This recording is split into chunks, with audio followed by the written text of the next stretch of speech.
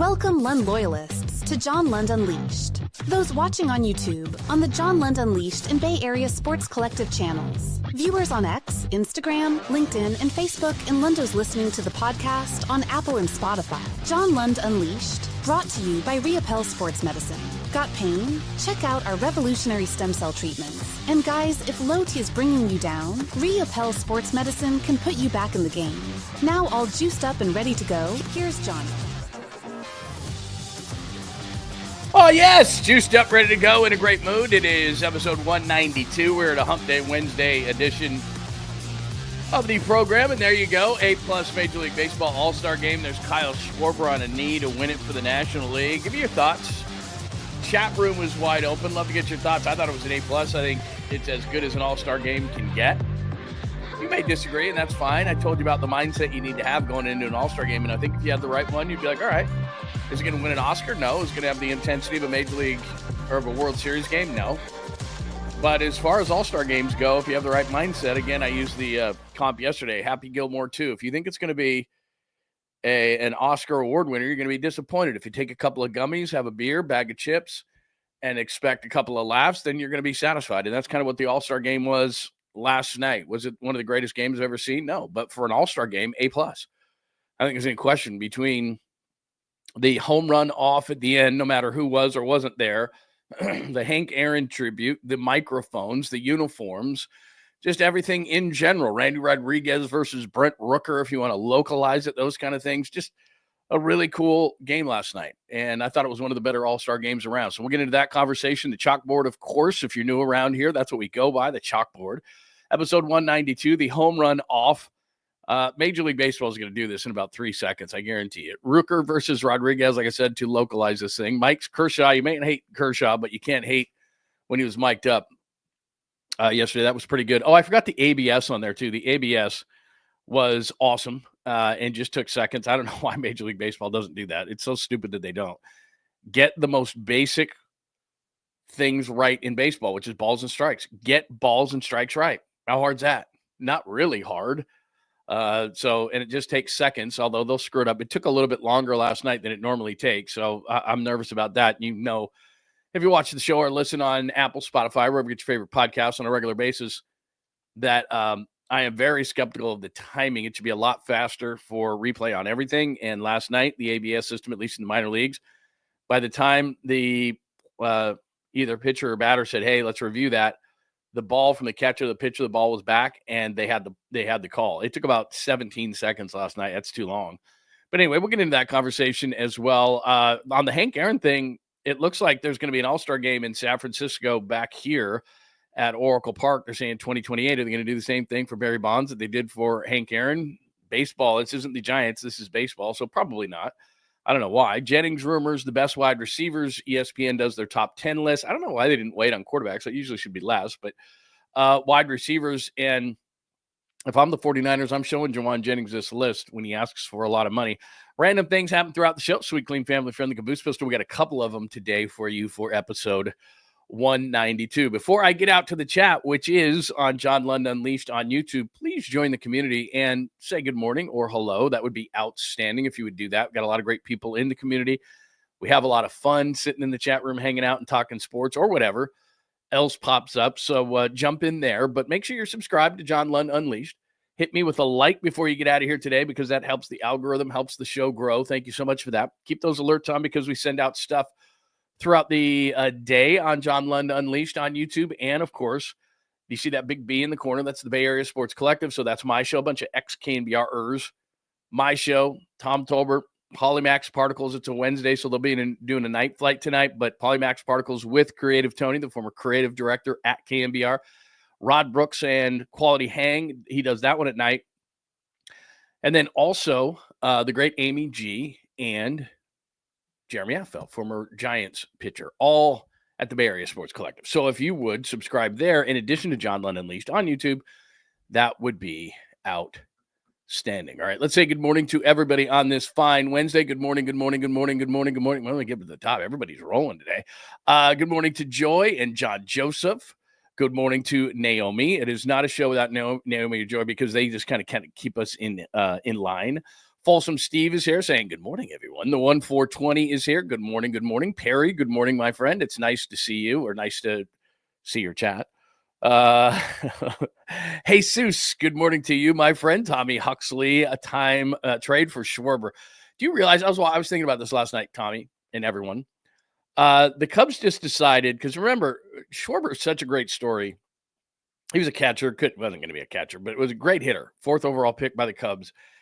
And helps him win the World Series. Remember, like on a Tuesday, he's coming back from a ripped up knee, and he's in the Arizona Fall League, just screwing around to try to get his timing back.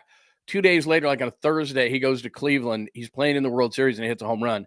So of all those guys that were in that group, Anthony Rizzo and Chris Bryant and Javier Lopez and Addison Russell and all those guys that helped the Cubs end their drought 2016. At the end of that whole thing, they trade Bryant to Colorado. They trade Rizzo to the Yankees. Addison Russell flames out. Javier Baez goes to the Mets, which got him Pete Crow Armstrong, by the way. Schwarber, the Cubs just decided to release him. They didn't get anything for Kyle Schwarber. They didn't tender him a contract. Cubs just said, nah, we don't need that guy. My God, man. Are you serious? Like, nah, we're good. Like, nah, we're cool, man. Don't worry. We don't need that guy. Anyway, he helped them win it last night. That was really, really cool. Let's get it to Jake. Good morning to you, my friend. I don't know why I went on that tangent, but I was thinking about that last night. Like, the Cubs just said, nah, we're good. Like, we're good. Who's talking about taco meat? Why are we talking about taco meat this early in the morning? That doesn't. I'm the biggest fan of tacos. I could not eat a taco right now. Just not want to do it. The Nutter is here. Good morning to everybody in the chat room. Remember, this is all on John Lund Unleashed. So please, if you are in the chat room and you kind of just say good morning. They won't bite unless you want them to, but everybody's great, man. Dom, it's good morning. Good morning to you. Antonio. What's going on, man? You didn't like it, huh? You didn't like the All-Star game last night, huh? Oh, man, I liked it. I liked every bit of it. And again, this was great about the community. You don't have to agree with me. I'm going to give you a case why I liked it so much. If you didn't, I totally get it. Everybody's on their couch watching the game.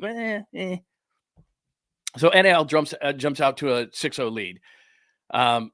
NL hasn't won forever, so you're thinking, this is going to be over. All of a sudden, they come back. By the way, the first run of the night for the American League, Brent Rooker hits a bomb off Randy Rodriguez. Logan Webb has a clear night, so they good from that standpoint. Rooker was in the middle of everything, had a couple of home runs in the Derby and everything like that. So anyway, AL comes back, ties it at 6, which leads to the home run off. And yeah, give me your thoughts on the home run off. I liked it. I thought it was really cool. Is it, a purist, Bob Costas and his pink eye will probably come on and say, that's not baseball. That's not pure baseball. I get it, man. But we have crossed over in sports so much to the entertainment entity being the number one thing, and the business, which means the business side is the number one thing. We are much more on the business side, i.e. making the money and entertaining people than we've ever been before. And I mean that everything around the game. There's a reason why Screaming A and Pat McAfee and all these things, because they bring eyeballs, which brings revenue, which raises rates, all those kind of things. And when they find something, they just roll with it. And last night, I can guarantee you this. Well, you can't guarantee anything in life. As Kyle Shanahan said, we might not be alive on Sunday, but I'll tell you this, that baseball, when they saw that last night, the home run off, and whether you want to, it's not pure baseball, kind of like a shootout in hockey or anything. It's fun. It's entertaining. It's going to get people to watch. I've seen the numbers. The All-Star game was kind of, they take the 6-0 lead, kind of, and then home run off. So what is baseball going to do? They're going to implement it. I'm just telling you, you can be pissed off. I'm the messenger. Don't get pissed at me. I'm telling you right now. Everyone hates, I think, the ghost runner on second base. It was done during the pandemic to get people, let's get off the field. Let's go. We don't need to do this. Let's go. There should not be a ghost runner anymore in baseball. It's stupid. So what they need to do is, look, I paid the money. Let's see a real game at the end. But what's going to happen is, mark my words, I think this is what they're going to do. Nobody's told me anything, but it's just pure logic. It was magic last night. People liked it. The ratings spiked. People liked the home run derby. People like home runs. Now, they don't like the home run derby necessarily because it takes forever. It drags a little bit. But last night, when Schwarber hit 3 in a row for the National League to win that thing, people went crazy, ratings spiked. And the executives, you don't have to be the smartest person in the world, and they looked at each other and they went, winner, winner, money dinner. Like this ratings, revenue, sponsorships. You can see all of this happening. Specialty bats. Okay, it's time. Who are they going to pick? It's kind of like, again, it's like a shootout hockey. Which guys are they picking? Well, unfortunately, guys like Ohtani and Judge, they were in the air in an airplane, so they couldn't be picked. Which, is it too much? Again, I said this yesterday. We get one game a year in every sport.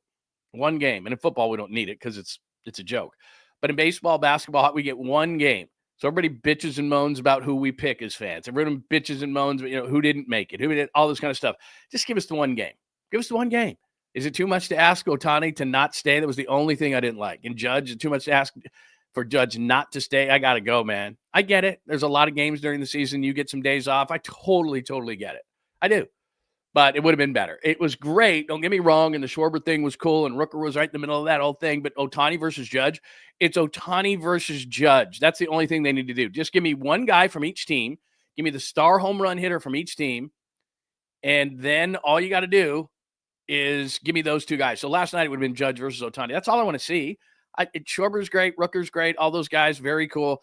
Ohtani versus Judge. That's all I wanted to see. So that was the only negative thing.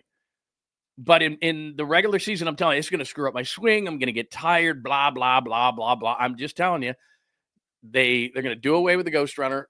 What they probably will do is they'll give you the 10th inning to try to score. If you don't, then it's a home run off by the 11th inning.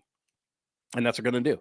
And you don't need 3 from each side, just like you got last night. Just give me your best home run hitter on each side. That's it. Best home run hitter.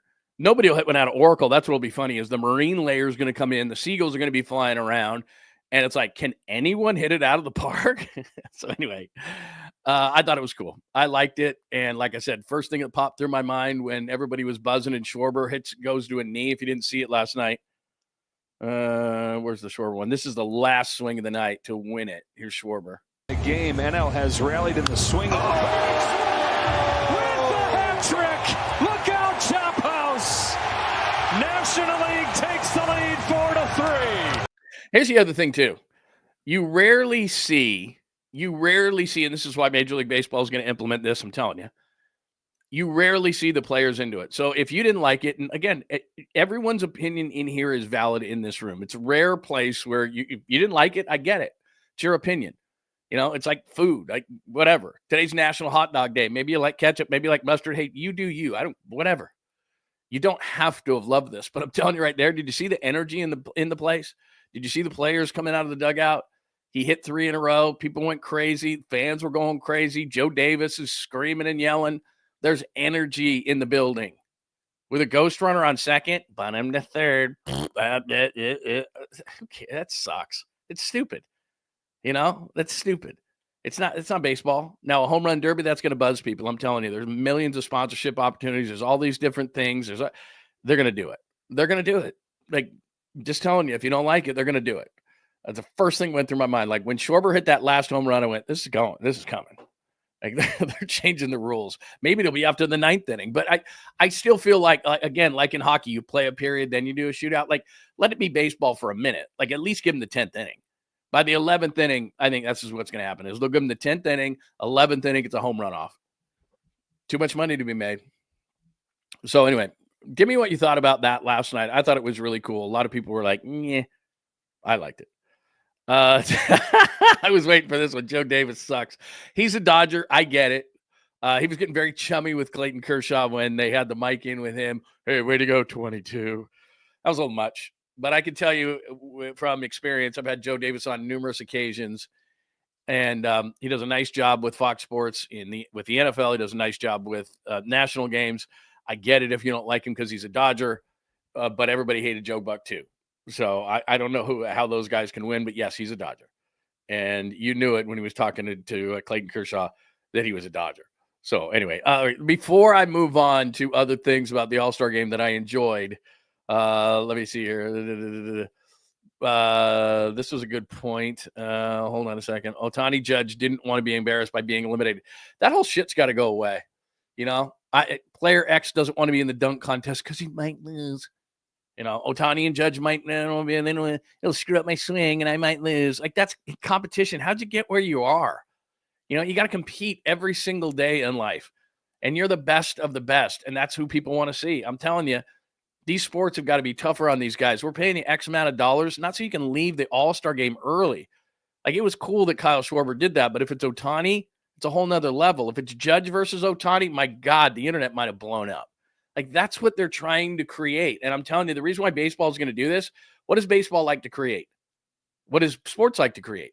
Sudden death. Sudden death. Sunday, it's sudden death. That's what they do. They do sudden death. So what is baseball? What is home run derby? Sudden death. He's either going to hit this out or they're going to lose. That's what they're trying to create.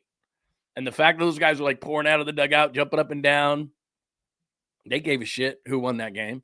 And baseball right away, execs were like on the phone. Even dumbass Rob Manfred couldn't not see that. Rob Manfred had to be on the phone going, hey, man, I think we got to do this. Maybe he didn't. He was probably too dumb. But there's somebody that's got a half a brain in that place that was thinking just like I was sitting on my couch going, they're doing this. What else do we have on that? We had a ton of baseball stuff, or a ton of all-star stuff. Let's see. The tribute, we'll get into that. We'll get into the tribute for sure. All right. So home run off, give me your thoughts on that. Remember, by the way, I haven't mentioned this. If you want to get your stuff on the screen, 100%. Questions, comments, thoughts? Like our good friend Tommy Huxley here. Randy got rock puke. It's annoying. I thought, I got to be honest, I know you guys are going to be mad at me on this one. Of all the people that were mic'd up last night, Pete Alonso was Pete Crow Armstrong, Kershaw, Jack Wilson was really cool. And I've told you the Jack Wilson story. Jack Wilson, of course, played for the Pirates, was a one-time All-Star in 2004 when I happened to be in Pittsburgh. His son, Jacob, obviously the A's shortstop who swings at anything. He's a great hitter, but man, when he learns some patience, he's going to be ridiculous. But they had him and his dad on at the same time. I mean, they just nailed everything. Kershaw was pretty good. You got to be honest. He was very casual. He's like, what should I do here? And then dumbass John Smoltz. Am I the only one on Smoltz? Hey, what did he say? Hey, Kershaw, throw a splitter. And he goes, Smoltzy, I don't have a splitter. Like, are you new here? My name's Clayton Kershaw. I don't know if we've met. I've been in the league like 16 years. I'm a Hall of Famer. You're supposed to be an expert on pitching. You just told me to throw a pitch I don't have. For the love of God, man. Jesus Christ. I mean, was I the only one who was like, John Smoltz sucks? I'm sorry, man. That's the best baseball can give us. John Smoltz year after year after year after year after year. There's no one else? Really? Anyway, whatever. Other than that, I thought it was really good. Yeah. At least it doesn't count. Like, and plus when Rooker Smoltz, when Rooker hit that home run off of Randy Rodriguez, my son texted me, he's an A's fan. And he's like, look at that. And I was like, it's 6-1, whatever. And then they start coming back on that whole thing. So, Webb did throw a good inning, but the problem with Webb too was they had Pete Crow Armstrong mic'd up. So you got no Webb. Like I would have liked to have had Webb mic'd up, but they had Pete Crow Armstrong mic'd up. And so they didn't talk anything about Logan Webb. And the thing was, and this is another missed opportunity. So Javier Baez is in the box while they're talking to Pete Crow Armstrong. Pete Crow Armstrong was on the Mets. Baez was on the Cubs. Baez was traded for Pete Crow Armstrong. You got those two guys on the screen at the same time, and they didn't ask Pete Crow Armstrong anything about that trade. Like, dude, what are you doing? Anyway, it sounds like I'm nitpicking, and I kind of am, but I loved the game. I thought it was an A+, even with that stuff. So home run off. Major League Baseball is going to do this, whether you like it or not. I like the microphones, and they had Big Dumper, too, in the first inning. Cal Raleigh's trying to catch and talk to those guys. That couldn't have been easy. I thought Kershaw was the best. I got to be honest. I know you're going to get mad at me on that, but Kershaw was just kind of casual, like, what should I throw here? And he's, threw a couple of curveballs that were short and all that kind of stuff. And then Kyle Tucker made that catch in the left field corner, and he was just having fun with it because he realized, like, this is it for me, man. I'm done. And my viewpoint always on Kershaw has been, and whether you agree with this or not, you probably don't. He was Dodger blue, so I totally understand that. But, Madison Bumgarner liked him. Remember, they were in the outfield together talking. It was, you got to hate Kershaw. At some point, what happens, at least with me, is that I get it. He's a rival. You hate him, all those kind of things. But at some point, it crosses over to respect. Like, he's so good that you got to respect him, right? I mean, look, I don't like the antics. I've said this a million times of LeBron James off the court, but I respect what he's done on the court. Same thing with Kershaw. Like, he doesn't have antics off the field. But, Kershaw's been mic'd up enough times. Sunday Night Baseball last night. Seems like a good dude. I want him to retire. Brandon Belt never wants to see him again. Probably still has nightmares about him, but seems like a good dude. And as far as the Dodgers go, yeah, it sucks that he plays for the Dodgers, but at some point it crosses over and you go, that guy's really, really good. And I watched him play. I mean, as far as generational, better curveball in our generation of pitching, anyone? I mean, that thing's silly. I mean, it's seriously, it looks like Bugs Bunny. Now on first base, Bugs Bunny. Now on second base, Bugs Bunny. It was like, Jesus. I mean, when he threw that, it's like, is that ever going to get to the plate? Just ridiculous. Anyway, enough on that guy. As we go down the line here, Major League Baseball is going to do the home run off. Rooker versus Rodriguez. The mics we just got done talking about. Give me your thoughts on that. They're not going to do more of that. You could do it like where Pete Carr Armstrong was in the outfield. They do that on Sunday Night Baseball. They do it at shortstop sometimes. Willie Adames has had it. There's a number of different guys. I think it was last Sunday win of the Cardinals at shortstop. Like, they can do it at certain positions. All-time first base, Mike, look up Anthony Rizzo. And I think it was like an opening day game, and he's talking to guys on first base. I was like, I'm mic'd up. But, I mean, that stuff's cool. You can't really do pitcher-catcher during the season. Like, I know they did it last night. But how annoying must that be? Like, there's Joe Davis and you're like, hey, 22. You're like, God, can I just pitch? Can I just get away from the media for 3 seconds? But it was cool for us. And a lot of times mics don't work. Like, when they go into the huddles, it's like it's the most generic stuff ever. Like, maybe there'll be a rogue producer one of these days who has all that footage of actually what coaches said in a huddle, and they're going to release it someday. That's why the coaches never say anything, because they're like, look, I'm mic'd up right now, and they say they won't ever run this stuff, but we're going to get a rogue producer one of these days who just collected all of this stuff. That's like when I was on the radio, they have tapes of us during the breaks too. So I would either not say anything or I'd just walk out of the studio, because I'll say something stupid and then some producer's going to hate me someday, and then he's going to, all that stuff's going to come out. I mean, there's no doubt in my mind. So I was like, yeah, I'm not doing that. I got to stay away from that stuff. Anyway, so Mike's, Kershaw, the uniforms. I mean, for something so small, I don't know why it took them so long. 2019 was the last time they all had uniforms. How cool was that? Like, on the introductions, like I think it went Logan Webb, Robbie Ray, Randy Rodriguez when they had the Giants guys. They had just clean looking whites. They had the stars on the hats. It was just like, man, it just took me back to my childhood, which of course wasn't that long ago. But it takes you back to your childhood because you were looking for your guy, right? You like your guy that was in the All-Star game. Maybe your team sucked, but you always had like one or two guys, and there's my guy. And you'd watch him, and he'd pinch hit late in the game or whatever the case may be, or maybe he didn't get in. And you're like, damn it. But it was like your guy, your guy that was in his uniform. And the last number of years, and you're not selling those things, like these stupid looking uniforms that they had on. And it's like, they're always marketing. Got to sell those things, and got to do it. Got to sell those things. It was like, nobody's buying them, man. Nobody's buying we're buying the jersey. We're not buying the All-Star jersey. We're not doing that. You can have that on Saturday and have whatever they had there on, their home run derby or whatever. But it was cool. They do the picture and it's all the different stuff. That was cool, man. So to me, that's why I'm saying this was an A+, like Mike's, Kershaw, uniforms, all those kind of things. I just thought it was really, really cool. So let's get into something that's really, really interesting to me. Look at that. That's our good friend Dan Ogden, by the way, everybody. He produces Tolbert Show, and he's just an all-time great guy. Bay Area Sports Collective, please make sure that you are subscribed to the Tom Tolbert Show. Please. The great Dan Ogden, everybody.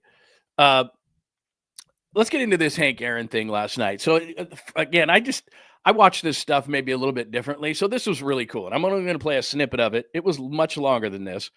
But they did an amazing job. This is what I mean. From A to Z, I thought they did an amazing job. Can we nitpick at some of the stuff? Sure. Do you not like Joe Davis because he's a Dodgers broadcaster? Sure. Should Ohtani and Judge have stayed to the end for the home run derby? Yes.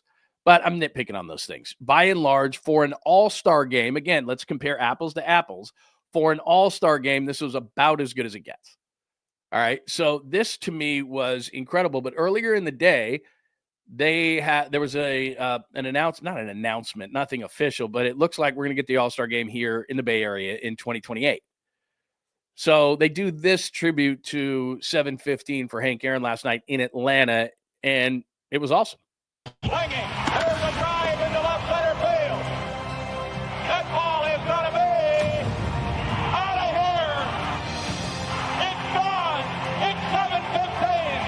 There's a new home run champion of all time, and it's Henry Aaron. The fireworks are going. Henry Aaron is coming around third. His teammates are at home plate, and listen to this crowd.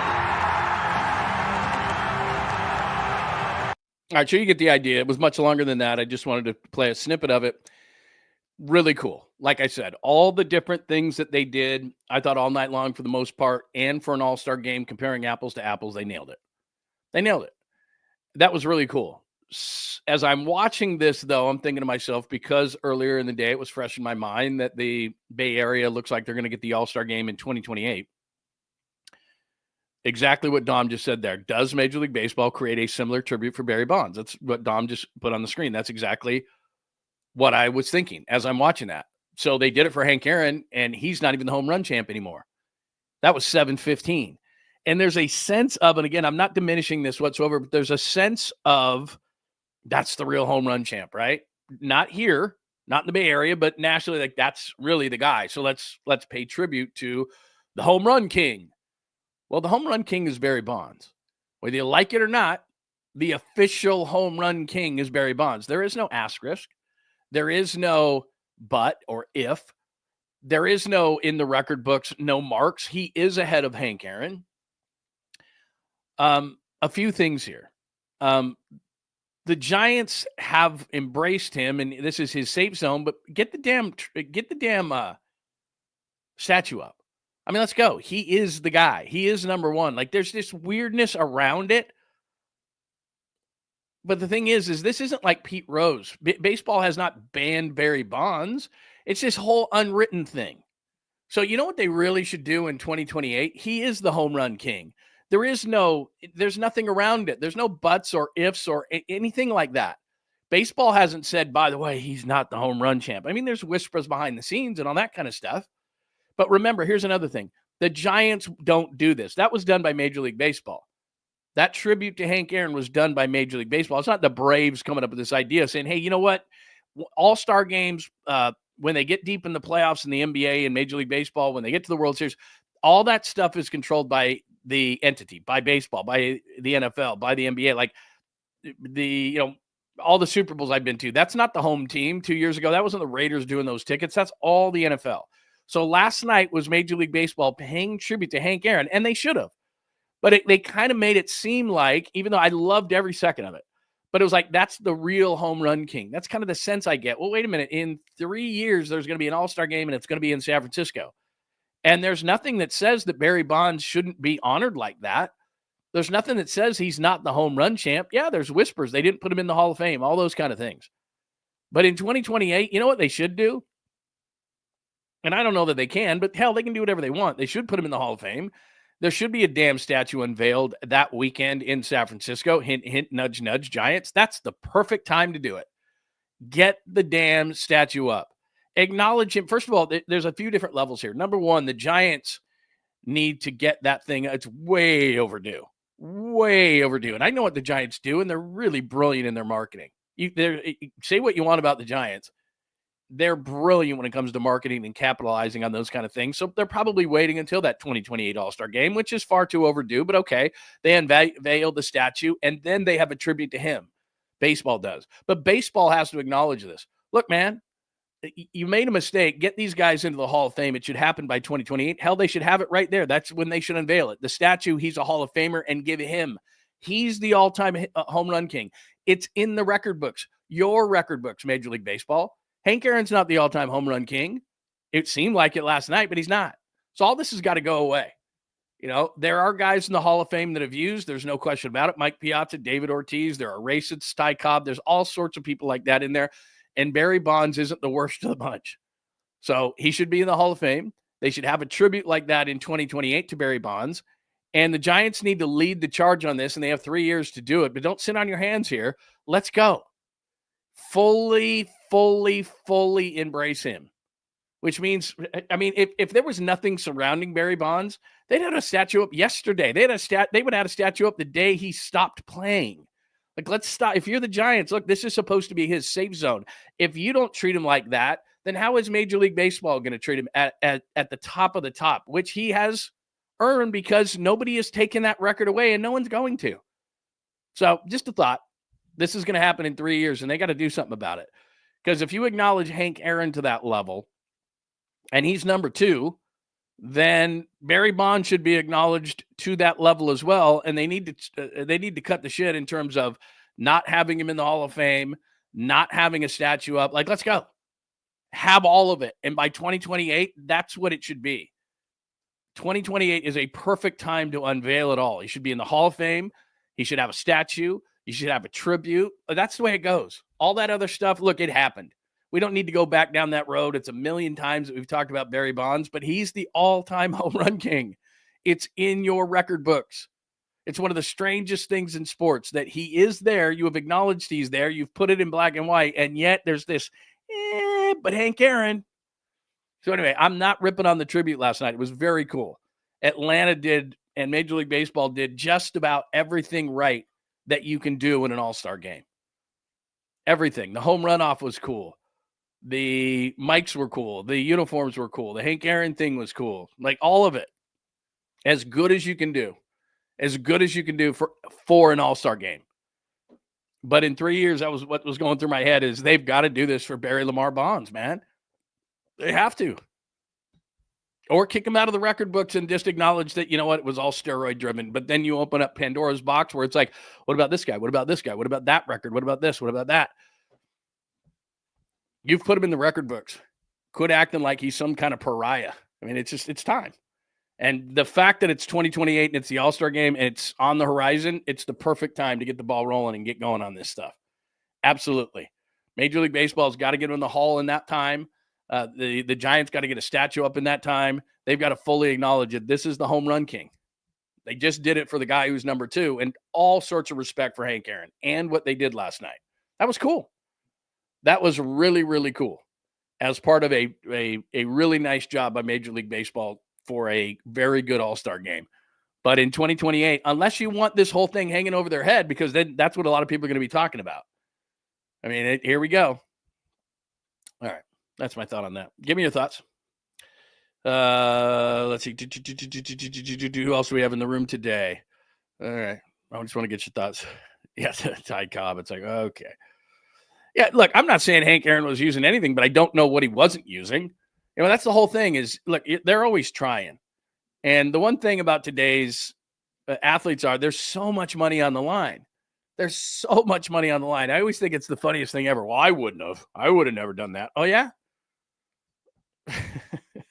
Hey, you hit X amount of home runs this year, you're going to get a contract worth, I don't know, 60, 80, 100, $200 million. Sorry. But they're not, but you're going to be, they're going to look at you a certain way. Okay, well, whatever.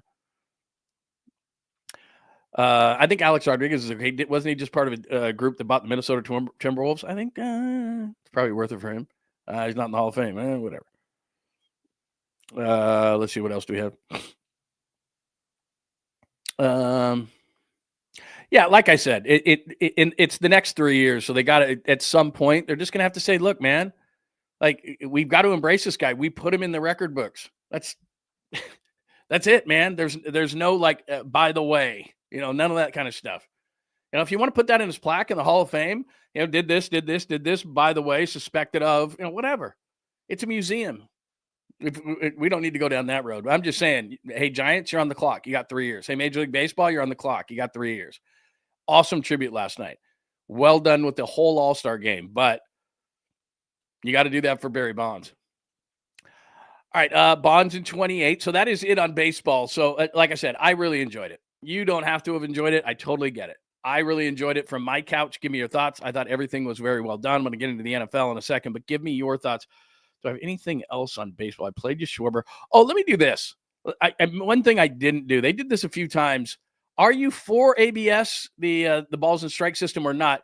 This is the precursor to robo-umps. I thought they could have done it a little bit faster. This is, what is this? Diaz and Rosarena last night.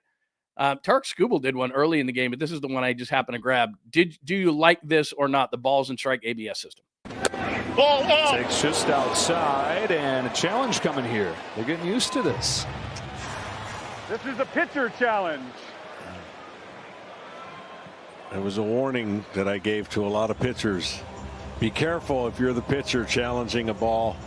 Hey, But he may have gotten it. And that will end the inning. Everybody with a smile. I mean, that took about 17 seconds is what it took, and I think it's too long. In minor league baseball, when they did this, if you haven't seen the system, the hitter would tap his head. By the time the ball was returned from the catcher to the pitcher, they already had it. You know, the fact that Diaz had to walk around the plate for a minute, and I know 17 seconds doesn't sound like a long time, but it should be done in about 7. The only issue I ever have with replay is originally it wasn't built to be like this intricacy, like this. Did he touch it? Let's see. Let's slow it down. Let's get the super close. Just the egregious error. Just give me the egregious error. And you don't need to do this on every pitch, and there's X amount that you can do. But, you know, if it's a really important pitch, yeah, I think they should have it in there. I'm for it. It's just got to be fast. It's just got to be almost instantaneous. And last night it wasn't. So that if I had one complaint about it, I've seen it be faster. And it wasn't faster last night. And then what the fuck is John Smoltz talking about? My God. I'm sorry, man. And I don't mean to make it about John Smoltz Day. You have got to be careful if you're challenging those. What are you going to do? Piss off the hitter? It's the game, man. They have every right once they institute this, probably next year, to challenge balls and strikes. Like, what do you mean? Oh, they got to be careful with a hitter. What's he going to do? Get pissed off and try to hit a home run? That's already what he's trying to do. Like, I don't understand what John Smoltz is talking about here. Listen, let me do this one more time. American League. Listen to him. 2. Ball out. Takes just outside. Okay, so 1, and a challenge 2, coming here. 3. We're getting used to this. This is a pitcher challenge. It was a warning that I gave to a lot of pitchers. Be careful if you're the pitcher challenging a ball. What is he talking about? What do you mean, be careful if you're a pitcher challenging a ball? Why? Piss off the umpire? Dude, I thought it was a strike. Like, it's part of the game. And this is the other part that the ego of the umpire, the ego of the official, the NBA official, the NFL official, their ego. You're challenging me? Shut up. You're an insurance salesman, man. You're lucky to be on the field with me. But be careful. You're going to piss that umpire off. Shut up. God, shut up, Smoltz. I'm challenging a pitch I thought was a strike. It's well within the rules of the game. What am I going to do? The ump show? I'm going to piss off the ump, and then he's not going to give me like 3 in a row? They've got to be used to it by now. It's part of the job. We're going to challenge your calls. Hey, you do a nice job. You get 95% right. But on that particular one, sorry, I think it hit the zone. I can do that. They're not showing you up, and shut up if they are showing you up. It's not about you, man. He's showing me up. God, get out of here. I mean, I'm amazed. Sorry to go on this rant. I'm amazed at the leagues that allow the officials to have this kind of power. You can't challenge them. You can't talk to them after a game. Hey, we think you blew that call. What did you see there? Sorry, you can't talk to me. I got a halo around me. I'm the boy in the bubble. Like, you can't talk to me. Sorry, you can't challenge my calls. So everybody else has to be culpable for their actions in this world except for officials. You made a bad call. Let's talk about it. Like, you post-game press conference. What did you say here? What did you see here? What did you see here? Like, they're not responsible for their actions. Like, they're the only people on earth who are not responsible for their actions. It's unbelievable.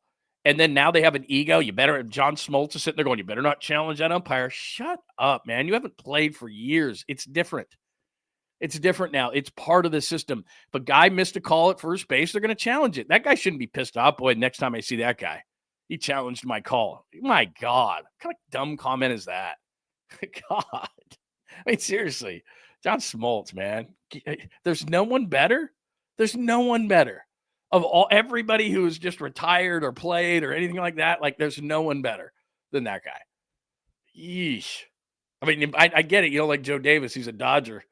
But my God, John Smoltz, better be careful. Very careful challenging that umpire. Shut up. God. Anyway, whatever. So let me know. Look, I'm for it. I want to make sure I counted that out before the show. That was about 17 seconds. That's too long. That's too long. It needs to be challenge. Catcher catches it, challenge. By the time it gets thrown back to the pitcher, in about 5 seconds, there's no doubt. ABS, That's what it does in the minor leagues. That was 17 seconds last night, which doesn't sound like a lot. But remember, they're trying to shorten the game up. Oh, my God, it's 17 extra seconds. Anyway, I liked it. I like it. Smoltz is a bum. Thank you, Scott. I like when someone backs me up. If you have robo-umps, well, you know who's not liking this at all is Patrick Bailey. If they have robo-umps and you can't steal strikes, man, Patrick Bailey had a nice 3-year career. I mean, that's what he does. He's a really good defender. Don't get me wrong, but the number one thing he does is frame pitches and steal strikes. If they don't have that, good night, everybody. I mean, that's how it's going to go. He's going to be really bad. Hi, Jen. Absolutely, ABS. Tired of bad calls. Look, they're not going to do it on every. She's right. They're not going to do it on every single pitch. There's a certain amount. Isn't there like 2 or 3 a game that you can do? Really, I think there should be like 1. And you just hold it and hold it and hold it. And then it's like, it's the 9th inning or something. That's what I would want. Or make it 1. And if you get it right, you get another one. So maybe there's 2. So I don't want it to constantly be happening and breaking up the rhythm of the game. And, you might see a team do it late in the game just to break a rhythm of a pitcher who's just crushing it, right? It's just like boom, boom, boom. And he's in a rhythm. Let's stop it for 5 seconds. And let's see. And maybe it'll piss off the pitcher or whatever the case may be. But to have John Smoltz come out and say, boy, you watch it, man. You're challenging an umpire. I don't know about you, John. This has been happening in baseball for years. It's been happening in sports for years. I don't know if you just woke up. They challenge umpires all the time. Just letting you know. This isn't new. ABS might be new, but, challenges to umpires, to officials. It's, hi, there's technology. Nice to meet you. All right, that's baseball for today. Like I said, love the All-Star game. Let's get to the NFL. So here's the latest. I don't think I have any fancy schmancy kind of stuff on 𝐬𝐮 Jennings, but this is what I'm hearing on 𝐬𝐮 Jennings. And my God, first of all, I said this a little bit yesterday. I'm sorry I'm rubbing my face because I didn't think we would have to discuss these things, and we're less than a week away from camp. And we will have all sorts of great camp stuff for you. I'll be going down to camp, so it's going to be a good time had by all. But as far as 𝐬𝐮 Jennings is concerned, I'm hearing a couple of different things. Number one, he's not going to hold out. He may hold in. We saw how hold-ins did last year. If I'm the 49ers, what I would say to him is, look, we'd love to have you in these meetings. The offense isn't going to be exactly the same as what last year. We'll probably change some terminology, those kind of things. It's not going to be a radical change. So, yeah, we would love you in the meetings, but not at the cost of a distraction like last year, Brandon Ayuk. Life is not making mistakes. We all make mistakes. I make 1,000 a day. I make 100 on this show in an hour and a half. But it's about when you have kids, you say, look, I make 1,000,000 mistakes. I don't really care. Just don't make the same ones over and over and over and over and over. That's when you start getting pissed as a parent. Like, didn't we just talk about this? Didn't you just do this? Didn't we just learn this lesson? Like, that's where you get frustrated as a parent, right? When they make the same ones over and over and over and over. So the 49ers just a year ago said, it's okay for Brandon Ayuk to hold in. That's fine. He was a massive distraction. He's out on the field. The media sees him. He's bumping knuckles. He's doing this. Now he's gone. Now he's gone. Now he wants to go to Washington. Now he's doing a podcast. Like, that was a major distraction last year. So, look, 49ers, you thought would be nice to have them around in meetings and everything else. But given that the way that media is nowadays, and we're hunting for everything, and we're videoing everything, and we're sending it out, and it's Twitter, and it was a massive distraction. Everybody said it was. Coaches did, players did. It was a massive distraction. And Brandon Ayuk still is to this day. Just, I don't know, the weird stuff that he does on social media. So it's just kind of launched into this weird thing, and it still really hasn't gone away. And it helped ruin last year's season. So then the 49ers think to themselves, yeah, come on down. Let's do that again. No. 𝐬𝐮 Jennings, if you're not going to participate in camp, then stay away. Like, last year, Trent Williams wanted a new deal. Stayed away. Wasn't really a distraction. Came in, had a lot of injuries, everything. I don't know is that age? Is that not being at camp? Whatever. But I'd rather have a guy stay away. Like, I don't want you in the meeting rooms. I don't want, no, I don't want you around. Because it's a distraction to me and the guys who are actually working out. Then, okay, 𝐬𝐮 Jennings, if you don't want to be here and we're not sure we're going to have you, then I want to see what Jordan Watkins can do and 𝐾𝐭 can do and KERSHAW can do. And those guys are getting the reps because, you know what? They're here. They're participating. So I don't want that. I don't want 𝐬𝐮 Jennings sitting around. I don't want 𝐬𝐮 Jennings moping around. I don't want 𝐬𝐮 Jennings sitting in meetings going, yeah, I need to get my deal done and talking to stuff about his deal. I don't want that. I don't want any of that permeating through my locker room. I'm not going to do it. So, look, you want to sign, you want to participate or whatever, or you don't want to be signed and you think we can work through some things, but you're going to be in camp, that's one thing. But to think that you're going to just do a hold-in like Brandon Ayuk did last year, learn your lesson. No. I'm the 49ers. I'm Kyle Shanahan. I'm John Lynch. Hell, if I'm Jed York, I don't put my foot down often, but you know what? We have a philosophy now with the 49ers boys. No hold-ins. We're not doing hold-ins. Because hold-ins also means, oh, well, he's around. He's not getting fined. You know what I want to do from a leverage standpoint if I'm the 49ers? I want to take your money. Because every minute you miss, every day you miss, it hurts you. When you get a hold-in, there's no fines. There's no nothing. He's under contract. That's another different thing about it, too, is he's under contract. So if you're not here, I don't want you to get a freebie out of this. You're a hold-in and you're technically here, so we can't fine you. No way. You're gone. You're not here. We're fining you. So that $7.5 million that you're supposed to make every single day, drip, drip, drip, drip, drip, it's going away. That's what I want. Because then I'm at least I'm getting some leverage on top of you. And if we sign you to a new deal, okay. But I told you this yesterday. You want to get pushed around, or you have to get pushed around by Brock Purdy, by Nick Bosa, by Christian McCaffrey, by George Kittle, by Trent Williams. Those guys are superstars. I'm not getting pushed around by my third wide receiver. I can't set that precedence, because then what happens next year? And especially because he signed a deal just last year. I didn't like his deal. Like, I'm Patrick Surtain of the Broncos. I just won the defensive player of the year. Last year, a year ago, Patrick Surtain signed a contract in which he was the highest paid corner in the league. Sauce Gardner just signed a new one. You know where Patrick Surtain is now in the pecking order as far as corners? 5th. Is he going to starve? No. But if you go by what Jauan Jennings is doing, Patrick Surtain's like, hey, man, I'm the best corner in the league. I'm a defensive player of the year type of guy. I'm the 5th highest paid corner? Nah, renegotiate. Like, you can't do that, even with players of his caliber. So, Jauan Jennings, you just signed a new deal. Sorry, dude. And you came in late and you're trying to press us up against the wall, and you know what we have at wide receiver and the injuries and all those kind of things. I understand the leverage ploy, but I'm going to make you hold out. I'm going to take money from you. This is going to hurt you.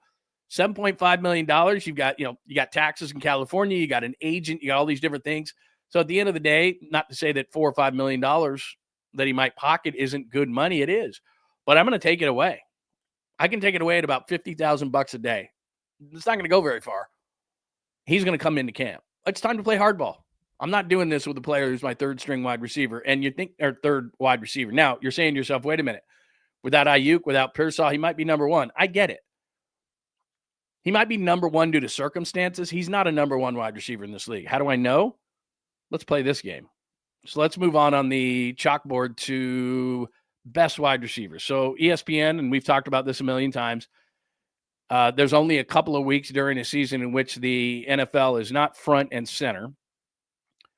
And so ESPN does these lists. We've done the quarterbacks and the D linemen and the linebackers and all these different things. And now we're to the wide receivers. So stop me when you see Jauan Jennings' name. Jamar Chase, can't argue that. Justin Jefferson, those two are in a category in and of themselves. So Chase and Jefferson, to me, those are the top two in some order. I wouldn't have put Tyreek Hill third. I get it. CeeDee Lamb fourth, A.J. Brown fifth, Amon-Ra sixth, Malik Neighbors seventh. Probably a little high for me going into his second year, but he's solid. Nico Collins, very underrated. Mike Evans, great. Garrett Wilson just got a big contract. Honorable mention. Well, he's got to be in this, right? He wants a lot of money. Terry McLaurin, he's not better than him. He's not better than Puka Nacua. He's not better than Brian Thomas Jr., who just had an amazing rookie season. You may not like DK, but I'd take DK over Jennings. T. Higgins, Devontae's getting a little bit older, but he's still solid. Oh, he's got to be in also receiving votes, right? I mean, he's got to be there. Devontae Smith, Ladd McConkey, Jackson Smith-Njigba, Jamison Williams, DJ Moore, Chris Godwin, George Pickens, when he wants to show up, Calvin Ridley, Jalen Waddle, Cortland Sutton. Where is he? I mean, that's like 25 wide receivers right there. Where is he? I don't see him. Well, the reason why you don't see him is because while he might be the number one wide receiver for the 49ers right now due to circumstances, He's not a number one wide receiver. He's not. And if Ricky Pearsall lives up to what Ricky Pearsall is supposed to be, a first-round pick. So if all things are healthy, right? Brandon Ayuk's their number one wide receiver. Jennings is better than Ricky Pearsall, there's no doubt. Pearsall will probably play in the slot this year, and then Jennings will be the third receiver. So if all things are equal and you got three receivers right there, they're three really good wide receivers. Three really good wide receivers. And by the way, everyone's like, oh, if this happens, he's a 1,000-yard wide receiver. There's 17 games. There's 17 games. All right? 1,000 yards isn't shit. So I don't, whatever. He's solid. I'm not trying to say he's not. He's really solid. But he's much more valuable to the 49ers than he is any other team. He's a culture fit. He's a great body. He's all those different things. I've already said that.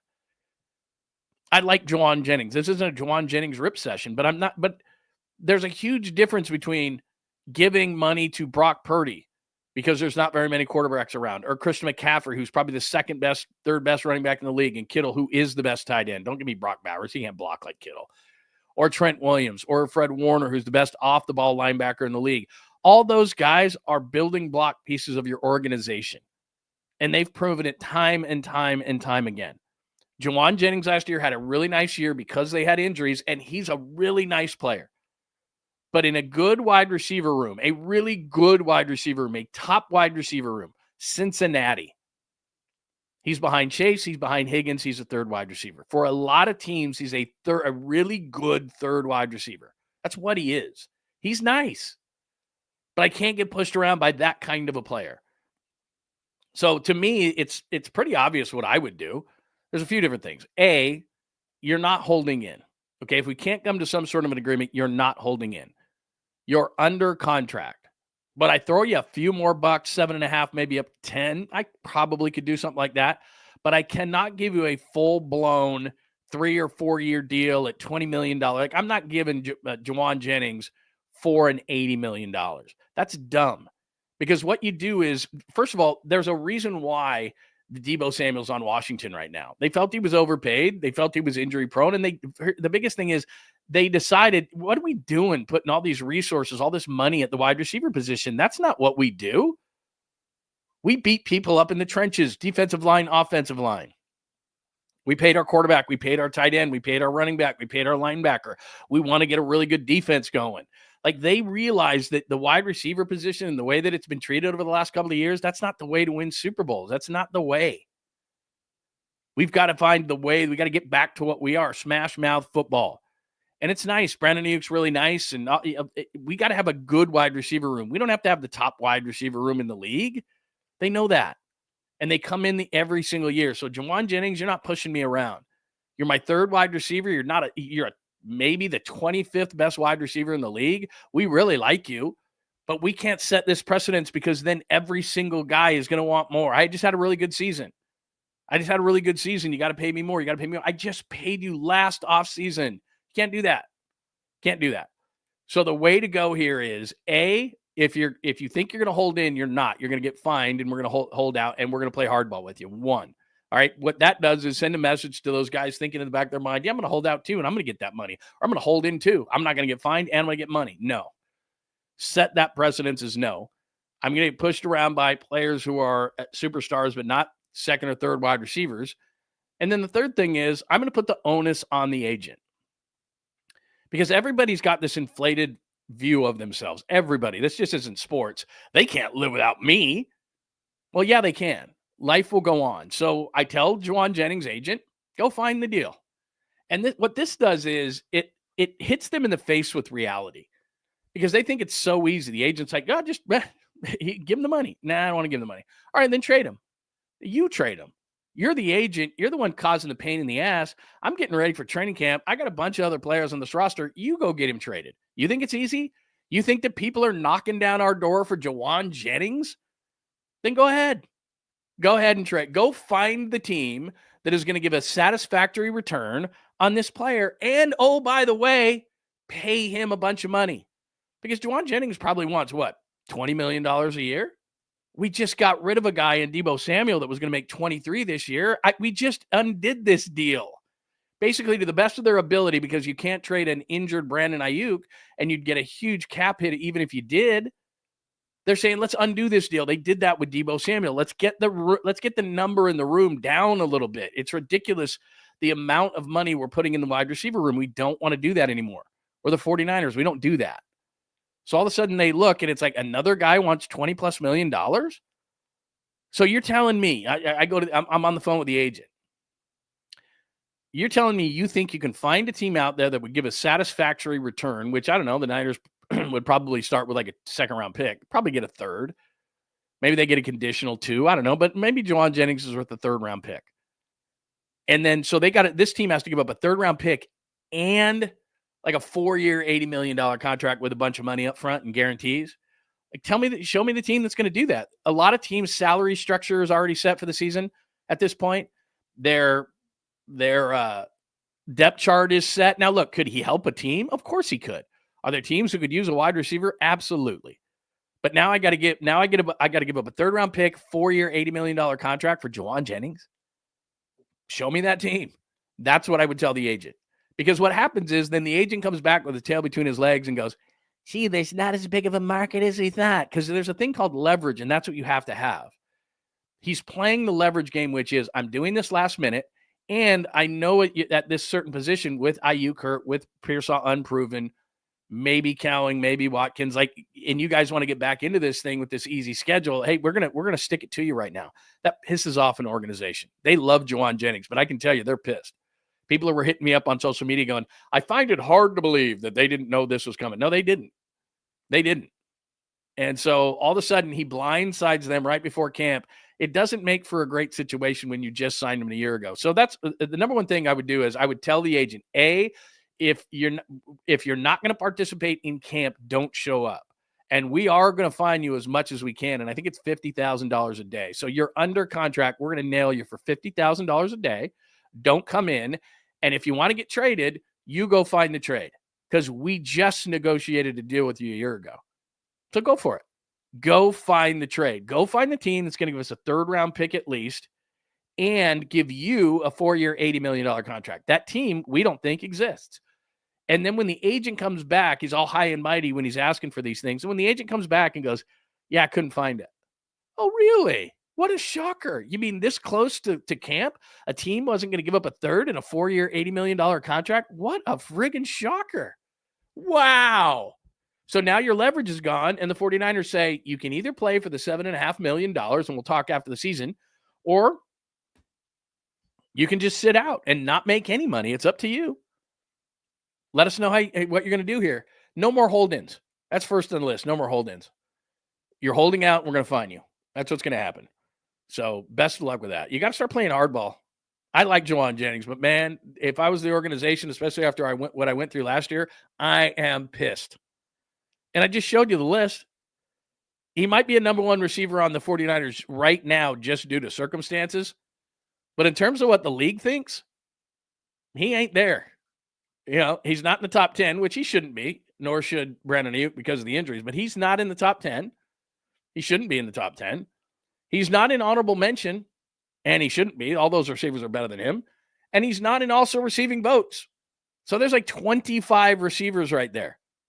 And execs and everything. And I'm not saying they're right, they're wrong, whatever the case may be. Now, look, is he in this group at the bottom here? Chris Godwin, George Pickens, Calvin Ridley, Jalen Waddle, Cortland Sutton. Yeah, he's probably in that range. But still, we're looking at, 20 to 25 as far as receivers are concerned. And I say this all the time, and I said this on the radio, I said this on my YouTube show, on the podcast, blah, blah, blah, blah, blah. Was everybody drunk when they were giving these contracts out to receivers? They come in every single year. I mean, did you see what Neighbors and what Brian Thomas and what these guys, Ladd McConkey, did last year, these rookies? And the Niners have got to be thinking to themselves, Pearsall can do this. They got to cross their fingers that Ricky Pearsall can do this. It's not easy. I'm not saying it is. And look, they need Jauan Jennings, but not at the cost of, hey, you signed a contract last year. We're setting a bad precedence here that not only are our superstars holding us hostage and we got to pay, but now second and third wide receivers who are not even the top 25 at their position are holding us hostage. Nah. And like I said, if I'm Jed York, I get involved. Like, I let football people do football things, and I know what I don't know. But when it comes to this kind of a thing, it's like, look, it's my money, And I'm telling you right now, we are not giving him a new contract. We are not setting a precedence that you can go out, have a good year after you have already signed a contract last year. And then because you had that year and because of really injuries that led to him getting the 1,000 yards, that now he's like, well, I'm the number one receiver. Not when Brandon Ayuk's around, you're not. Not if Ricky Pearsall lives up to his first round billing, you're not. Like, they're in a tough spot. The wide receiver position is not in a great spot right now, and that's why he's doing what he's doing. But the reality of it is that if you give Jauan Jennings this deal and let him push you around, every player on your roster moving forward is going to go. They're watching this right now. Players who are not the superstars, they know they're getting paid on the Niners. But then that next level of player is going, I'm going to watch this. Colton McKivitz is watching, going, he's a free agent in the next offseason. Like, he's thinking to himself, they're not just paying superstars, they're paying guys like me. Hell yeah. This is great. That's how you become bad, by the way. And you know this. Like, I don't care what sport it is. When you start paying good players great money, that's when you have problems, because now, like, I don't have a problem paying the top players. I know how they're going to perform. But where you start getting yourself in trouble is when you pay good players great money and they eat up your space. You're like, why did you pay that guy? Why did you pay? Like, teams in free agency, this happens all the time. You pay these guys superstar money and they don't live up to that money. And then you're like, damn, and you're mediocre. That's the circle of bad teams. So you're a bad team. You don't draft well. You don't develop. You don't resign. So you have to go out in free agency. Free agency, a lot of times, as I tell you, overpaid players, hurt players, older players. You know, that's just a pool you have to choose from, right? You're in a certain bar that's it. That's all you have to choose from. Can't go outside of that. So these are the players, and they're flawed a lot of times in free agency. Then you overpay for flawed players. They take up your cap space, and you're like, why are we so bad? And then the circle just goes on and on and on, because you have bad front office people who draft poorly, and then you've got a bunch of money because you're not re-signing your own players who you drafted poorly. Then the only pool you have is free agents. They're flawed. You overpay for them. They don't live up to the money, and then the cycle continues on and on and on. That's a Jauan Jennings. Jauan Jennings is a nice player, but you're going to pay him top dollar money. That's how it deteriorates for a team. You pay good players great money. You got to stop. You can't do it. Oh, yeah, the J.J. Stokes. Oh, my God. Konnichiwa, Joji. So, again, I went on a bit of a rant there. I apologize, but, man, I like the guy. But come on, bro. Hi, Carlos. Good morning to you. EB is good here. Great point by you. Always have trouble in the red zone. Pay Jennings. Got to have him. Good point. They're going to be better in the red zone with McCaffrey, but he's not going to solve everything. But you're right. I mean, last year they were terrible in the red zone. And it's field goals versus touchdowns. One of the most under-discussed points in a game is how you doing in the red zone. Juan hasn't been a number one receiver for a full season. Exactly. Hi, Brock. Look, I don't want to sit here and rip on him because I like him. I like him as a player. I like him as a person. But again, think of it like an NBA team, right? A glue piece, a really nice role player. That's what he is. If he was an NBA player, he'd be a really nice role player. If he was a baseball player, same thing. He'd be an 18 to 20 home run guy. He'd knock in 80 runs. He'd play solid defense. He wouldn't be a superstar. Those kind of players are great, and you got to have them, but you can't pay them obscene amount of money. It's just that kills your salary structure, which then makes you a team that goes like this because you're paying good players great. It really hurts, and that's what we're talking about. But I get the point on the field, which is they were bad in the red zone. This guy makes great catches. If you go back to the Rams game, my God, he was a superstar. He's a nice player. And like I said, I'm biased. I bet on him to be the Super Bowl MVP against the Chiefs in Vegas. I told you this. I went there that morning, and I threw a bunch of different guys on as like MVPs, and I did a bunch of prop bets. And I think Jennings was like plus 2,800 or something. And about 3/4 of the way through that game, I'm like, this dude's going to win MVP and drinks on me. I didn't say that out loud, but I was there going, this is looking pretty good. Than that damn 15 dad bod. Pine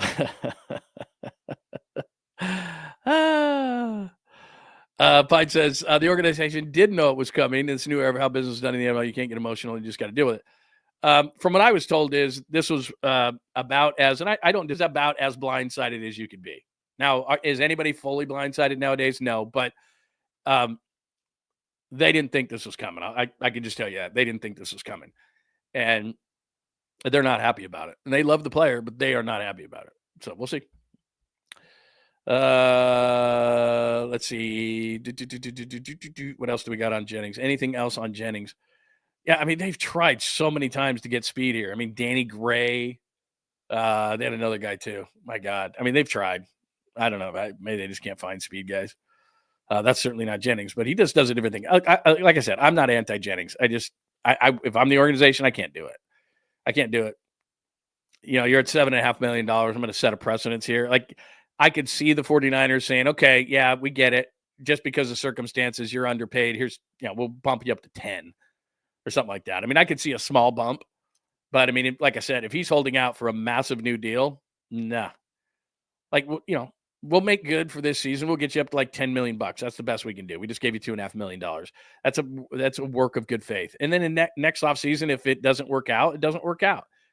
But the other thing I'll tell you about this is you can rework wide receiver room so fast.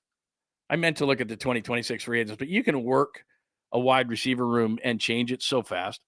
2026 NFL free agents wide receiver.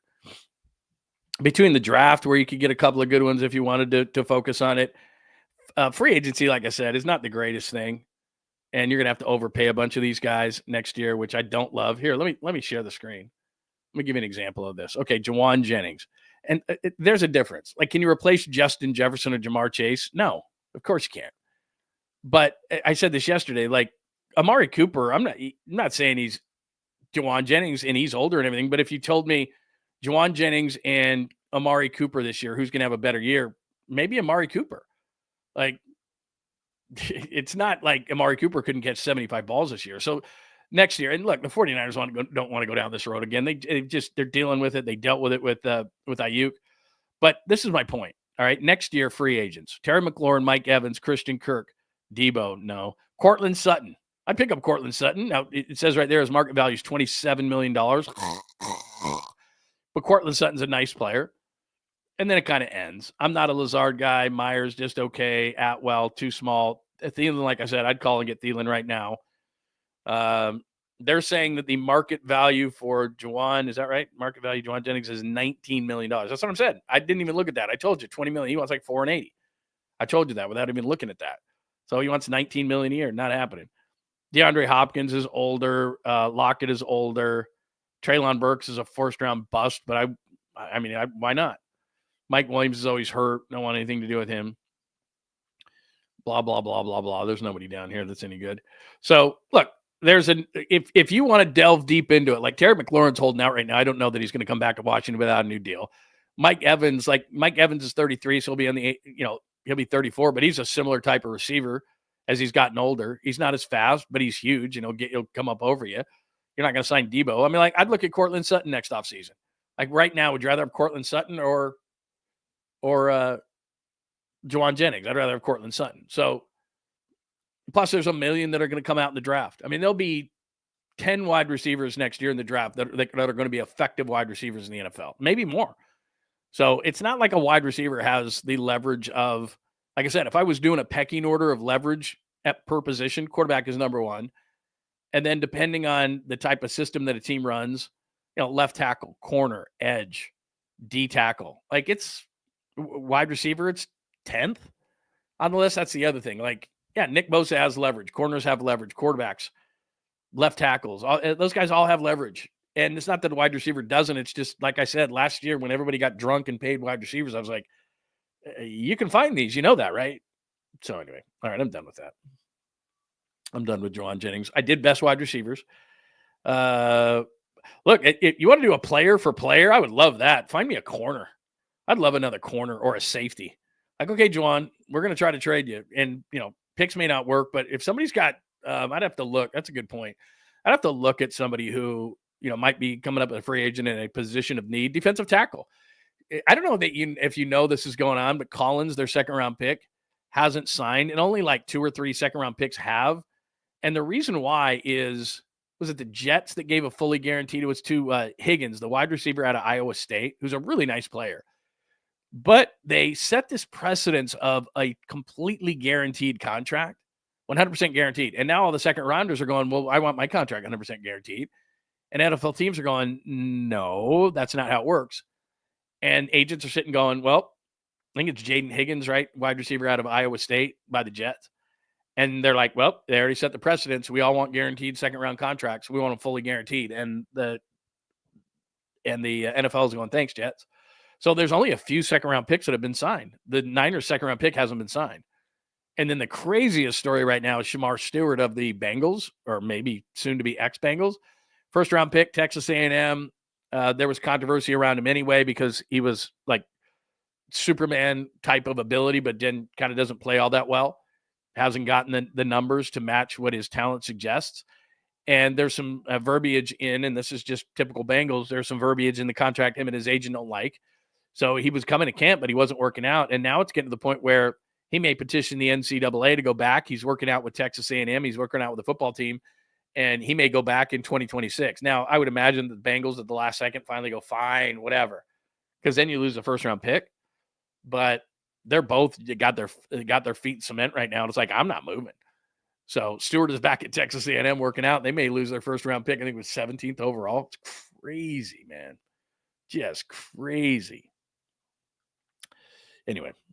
Yeah, Cooper's still out there. That's what I'm saying is like, look, it's leverage either way. Who has the most leverage? I think it's the 49ers. You're under contract for $7.5 million. Sorry. And if you're not going to play ball with us, and I don't know why a guy like Amari Cooper is not signed. He might be asking for too much money, but I mean, I just say, okay, let's bring in Amari Cooper. 1-year deal. Here you go. And if I'm Amari Cooper, it's like, yeah, I'll go to the 49ers. Ayuka's out. Jennings is holding out or holding in or whatever the hell he's doing. And Ricky Pearsall's not proven. And Cowing isn't, I don't know what Cowing is. I don't know what Jordan Watkins is. Like, and you're in Kyle Shanahan's offense. You want to reestablish your value. If I'm Amari Cooper, I can't wait to get to San Francisco. I can't wait to get to the 49ers. He'll catch 75 balls in this offense. There's no doubt. Anyway, there you go. Random things throughout the show. Yeah, we'll do some. We're going to combine the Caboose pistol with some random things. So should we do some sweet, clean, family friendly Caboose pistol? By the way, wanted to let you know that I am on with. So I got to get out of here in about 5 minutes because I need a quick break.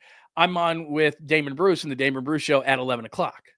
So let's do that at 11 o'clock. All right. So make sure you move over to Damon Bruce's channel on YouTube at 11 o'clock. All right, let's do this.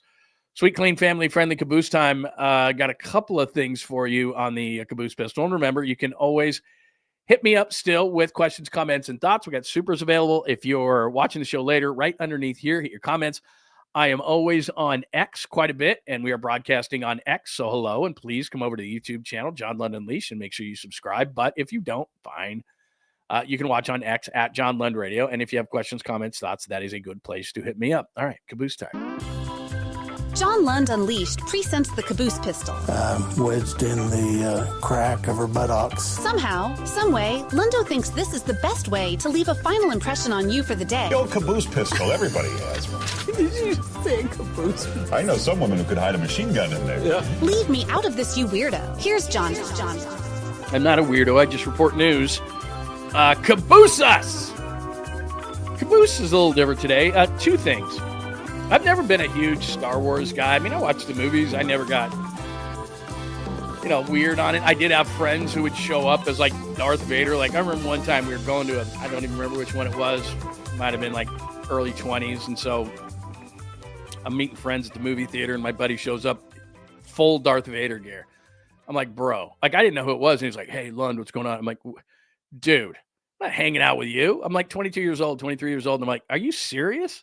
Like, no, we are not hanging out. And we didn't. I was like, no, but I get it. So I thought, memorabilia is a weird thing. I have stuff, but the reason I have memorabilia by its very definition of the name, memorabilia. I want to remember that, where I got that baseball, where I did this, I'll buy this, a concert tee, whatever the case may be, whatever the product is. It doesn't have to be sports. Like memorabilia is just that. So I've never really understood like, well, I wasn't there, but I'm going to buy this. And then you have this big room because you're super rich and you have a party and you're like, look at this baseball and look at this movie poster and look at it. And, great, cool. So anyway, but for once, like I'm always looking at $1 million for that, $2 million for that baseball card or wow, what do you do? Like, you just display it and go, look at me. But this thing, I think, is actually underpriced. It says Darth Vader's lightsaber from the original Star Wars trilogy to be auctioned off, expected to rake in up to $3 million. As big as Star Wars is, you're telling me that's the original lightsaber? The original. From James Earl Jones. Like, that's the original? Luke, I am your father. Like, that's the original? $3 million? I was going to think like $30 million. For all the Star Wars, and I'm not going to call them dorks. Hey, man, you're into what you're into. Like, when people would say that, like, fantasy people are dorks, it's like, it's a multi-billion-dollar business. They're not really dorks. I have one fantasy league that I'm in every single year. We put in quite a bit of money, and at the end of the year, you can make a chunk. So, look, I don't think it's dorks. I mean, it's cool. That's what you're into, man. You do you. That's a big philosophy of the show. You do you. You like Darth Vader? You like Star Wars? You want to show up to, Star Wars in Darth Vader gear? Cool. I got a friend that showed up to a Batman premiere, rented a Batmobile. And same thing. I was waiting for him. I'm like, what the hell, bro? Dude shows up, different guy, Batmobile. I got weird friends. So he shows up in a Batmobile, full Batman gear. I'm like, no, man, we're not hanging out. We are not hanging out. So, people are into what they're into. You do you. But I'm just, as far as memorabilia is concerned, like, let's say you have a big party or rich guy person, whatever, and you have that in some sort of a room, I don't know, and and you got it going and everything, and it was like, whoa, what's that? It's the original lightsaber. What? Darth Vader's original lightsaber. I think it's going to go for more than 3. We'll watch that. But my God, that's got to be something. I mean, if you're into, like I said, if you're into Star Wars, it's not my bag, but I get it. I think it'd go for more than that. All right, then the second one. Oh, I have this on now. I got to share my screen with you on this second one. This is going to be a massive debate. So this is today. National Hot Dog Day is today. So a couple of different things. There's a place by my house in San Ramon called Devil Dogs. They're not paying me or anything like that. They're friends of mine who own a number of restaurants, and they call it Devil Dogs. And it's the only hot dog place I can think of near me. Like I told you, my first job when I was 15 years old, and I didn't realize there was taxes. I told you this. And I worked all week long and, embarrassed, and people come in there, and when the fry cook, it was at Wiener Schnitzel. And I got it like a $32 check, and I cried. My dad's laughing. Yeah, I've told you that story before. But you can think to yourself, Nathan's Hot Dogs is a place. I think there's a place called Casper's. It's got hot dogs. Like, there's not a lot of hot dog places is my point. There's tons of burger places, not tons of hot dog places. Yet when you go to a ball game, it's not really burgers, right? Take me out to the ball game. Da, da, da, da, da, da. There's not, like, hamburgers aren't in the song. It's hot dogs, right? So I don't know why hot dogs became the official thing of baseball. I don't know why there are not more hot dog places versus hamburger places. Like I said, this place, Devil Dogs, makes great ones. When I go to Chicago, I tell you this, when I go to Chicago, we got to get, my parents are from Chicago, and my dad's like, okay, deep dish pizza. And then the other thing we have to 100% get is a Vienna beef. So you get a beef hot dog. They take the homemade fries. They put the fries in the wax paper. They wrap it up, and you eat the dog with the fries. It's a huge thing in Chicago. Huge, huge, huge. Vienna beef. They're awesome. And, and you put the sport peppers on there and the relish and the mustard and all that kind of stuff. Amazing dogs. I like chili cheese, no onions, but chili cheese dogs are good. I'd order that. I don't know why hot dogs haven't become what hamburgers are, or even close. But like hamburgers, for every hot dog that is sold, like 30 hamburgers, 50 hamburgers are sold. Anyway, if you are a hot dog person, today is National Hot Dog Day. And the reason I put that up on the screen there, here are some deals. 7-Eleven, Big Bite hot dogs for $2. No, thanks. Beef O'Brady's, Carnegie Deli. I thought Carnegie Deli was gone. Don't know if there's Circle K in California. Dog House. Have not gone to a Dog House before. Freddy's frozen custard and steak burgers. I know of those. I've been to one in Vegas. 200 bonus points. Love's Travel Stops. Aren't those on the jersey for Oklahoma City? Nathan's today, and I saw that Joey Chestnut sent this one out. Nathan's Famous is taking hot dog prices back to 1916 on July 16th. So that's today. Participating locations will sell hot dogs for just 5 cents. 2 per customer. Well, what kind of shit is that? Sorry, man. 2 per customer. So you can get 2 dogs for 10 cents. Omaha Steaks. You can go out and buy a bunch of them. Philly Pretzel Factory. Pop's Beef. Portillo's. They don't have Portillo's here. They have well, I mean, that's a Chicago thing, but they also have them in Arizona. So you can order a $1 hot dog or get out of here with a vegetarian hot dog. That's pretty much the only thing I'd say. You want to do ketchup, fine. You know, I wouldn't do ketchup on my dog, but I don't care. You do you, but come on, man. Vegetarian dog, get out of town. No. Shake Shack. I didn't know they even had dogs there. Oh my God, corn dog. How good is a corn dog, man? Corn dog with a bunch of mustard, I don't care what kind of mustard. There you go at the bottom. Wiener Schnitzel. Wiener Schnitzel customers can get 4 chili dogs for $4. Oh, go do that. I don't know where there's a Wiener Schnitzel. I know they have them in Southern California. They have them here. Have any Wiener Schnitzels left? 4 chili dogs for $4. I mean, it's like going to Taco Bell. You're going to feel like garbage afterwards, but man, they'll be good going down. So there you go. National Hot Dog Day. Have at it. Hot dogs, why aren't they as big of a deal? You know, whatever it is you want to talk about. Ketchup on a hot dog, all those different kind of things. Just let me know. Give me your thoughts on that. I love hot dogs. And like I said, the one thing that is confusing about hot dogs is you could eat a burger at a game. Don't get me wrong, they have them.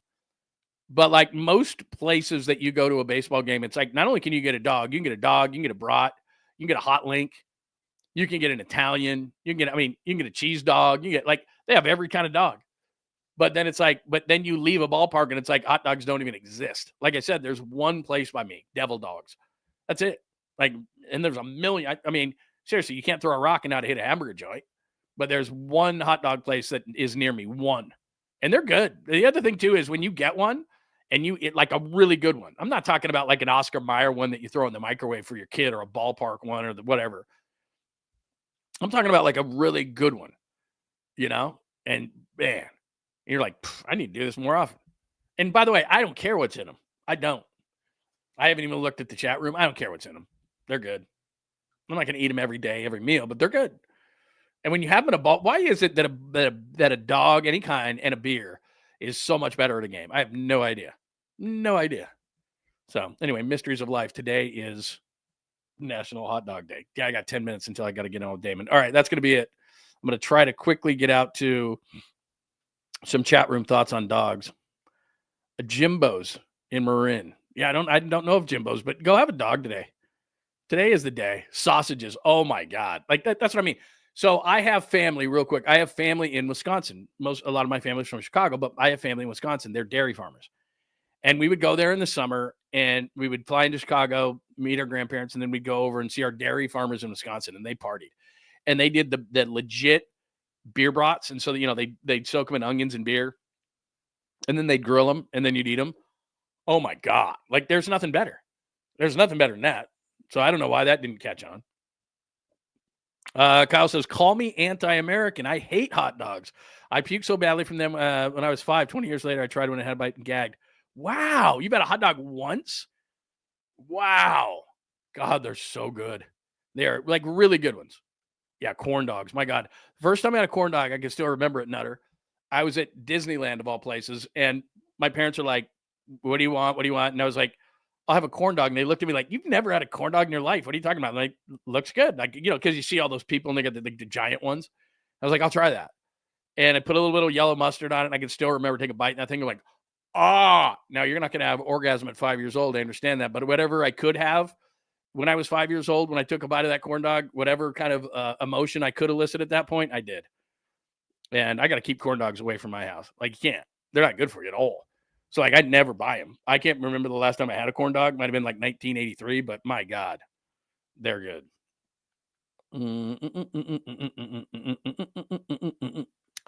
What else do we have? Is that it?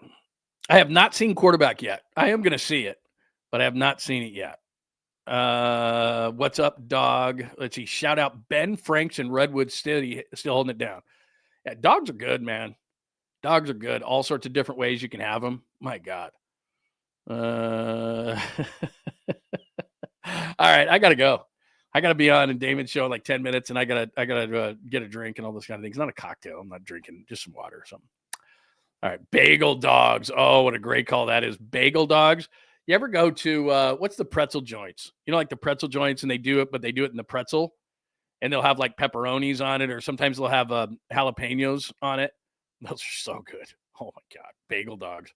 That's a good call. Or you could do the real easy ones when kids are little and you take the croissant from like Pillsbury and you roll those around there and then it's a croissant with a dog in the middle of it. Get out of here. Those are so good. All right. That'll do it for me today. I can't chug. I've got another show to do right here and then I have a life. But believe me, we'll do it. What are we, Wednesday today? All right. That'll do it for today. I got to rock. Come on over to Damon's channel and we will hang out. Damon Bruce, and I'll be on with Damon at 11 o'clock in about 10 minutes. Thanks to Supers today from Tommy and Rock. Really appreciate those guys participating and supporting the show. Very much appreciated. Very good pigs in a blanket, my God. Very cool for everybody. Happy National Hot Dog Day. Go have yourself a dog today. Great all-star game. If you missed anything today, I will have the podcast up, Apple, Spotify, wherever you get your favorite podcast. Please make sure that you subscribe on John Lund Unleashed on YouTube. Please hit that like button as well so that the algorithm will say the show's not half bad. Plus, make sure you have those alerts on.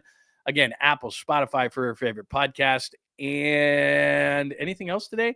I think that is it. Have a wonderful Wednesday. Happy Hump Day. Happy National Hot Dog Day to everybody. And we will talk tomorrow. Or you just jump over to Damon's show right now in about 7 minutes, and I'll be on with Damon. Have a great Wednesday. Thanks for hanging out with John Lund Unleashed. We'll try to be better next time, though I wouldn't hold my breath. Please like and subscribe on the John Lund Unleashed Pod YouTube channel. Watch live shows weekdays at 8 a.m. on YouTube, Instagram, and X. And make sure to have your alerts on for shows throughout the day or night. All things Lund can be found at johnlundunleashed.com. johnlundunleashed.com. Goodbye!